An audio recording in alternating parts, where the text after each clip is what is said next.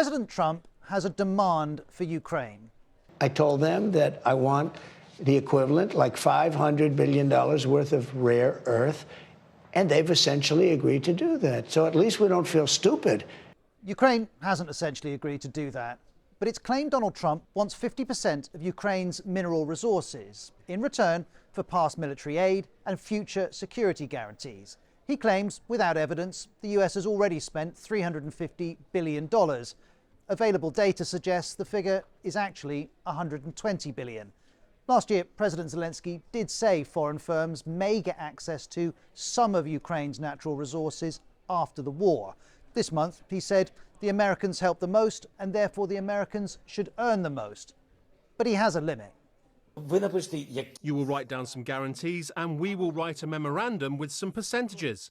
I was told only 50%. I said, OK, no. Susan Glasser of The New Yorker calls the idea a straight-out extortion blackmail demand. To Trump, it's simply what is owed. And The Telegraph reports Ukraine was recently given a draft deal, one that goes far beyond US control over Ukraine's critical minerals and includes everything from ports and infrastructure to oil and gas.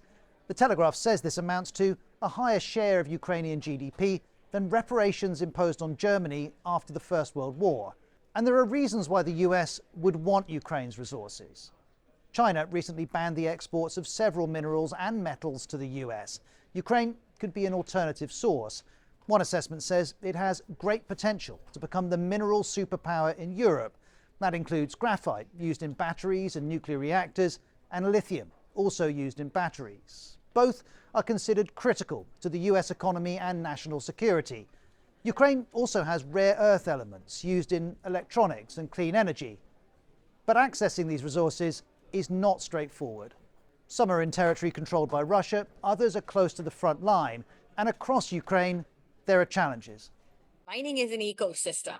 Mining is energy grids, it's water infrastructure, it's roads, it's ports, it's rail, and a lot of that is gone. Despite this, Donald Trump appears to be giving Ukraine a choice: give up many of its minerals or risk being left to fight Russia without US help.